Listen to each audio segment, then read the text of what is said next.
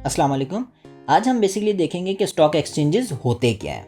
हम फिलहाल कवर कर रहे हैं कैपिटल मार्केट, और कैपिटल मार्केट में हम कवर कर रहे थे दो हिस्सों को। एक था हमारे पास प्राइमरी मार्केट, एक था हमारे पास सेकेंडरी मार्केट। हमने पहले क्या देखा था, प्राइमरी मार्केट वो होती है जहाँ शेयर्स आपके फर्स्ट टाइम इशू होते हैं, और सेकेंडरी मार्केट वो होती है जो ये इशू किए हुए शेयर्स आपके PSX पे ट्रेड हो रहे होते हैं। ठीक है, मोस्टली आपके सेकेंडरी मार्केट यही होती है। ठीक है, ये आपका जो स्टॉक एक्सचेंज है ये आपका सेकेंडरी मार्केट का मेन हिस्सा होता है। ठीक है, जहाँ पे आपकी सिक्योरिटीज जो ऑलरेडी IPO के थ्रू इशू हुई थी वो आपकी यहाँ पे ट्रेड हो रही होती है इलेक्ट्रॉनिकली। एक प्लेटफॉर्म आपको दिया हुआ होता है जहाँ पे मुख्तलिफ ट्रेडर्स जो हैं वो देख रहे होते हैं कि शेयर की क्या प्राइस चल रही होती है, क्या डिमांड है, क्या सप्लाई है। उसी के मुताबिक उसके प्राइसेस जो हैं हर स्टॉक के ऊपर और नीचे जा रही होती है। जिसको जो प्राइस सही लगती है उस पर वो शेयर्स अपनी कैपिटल के मुताबिक खरीद लेगा, और उसी के हिसाब से जब वो देख लेगा कि जो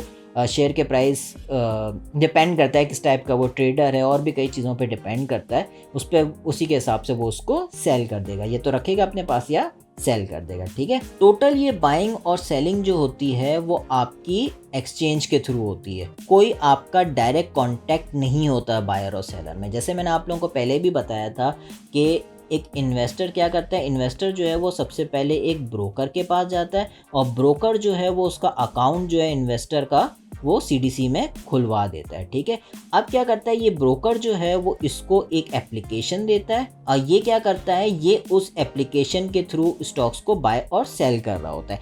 इसको नहीं पता बैकएंड पे वो शेयर किसने खरीदा है, लेकिन इसका काम क्या है, अगर इसको कोई शेयर खरीदने हैं और या बेचने हैं तो वो इस एप्लीकेशन के थ्रू या ब्रोकर को कॉल करके भी कर सकता है, डिपेंड करता है, कोई इसमें वो नहीं है। ठीक है, बहुत सारे मेथड्स होते हैं, तो वो इसके थ्रू शेयर्स को बाय या सेल कर सकता है on stock exchange. Direct contact buyer और सेलर में नहीं होगा। दूसरा जो सेलर होगा वो फॉर एग्जांपल अपने ब्रोकर के थ्रू शेयर्स को बेच देगा, और ये इस ब्रोकर के अपने ब्रोकर के थ्रू शेयर्स को बाय कर लेगा। ठीक है, ये हमारा स्टॉक एक्सचेंज का पूरा प्रोसेस हो गया।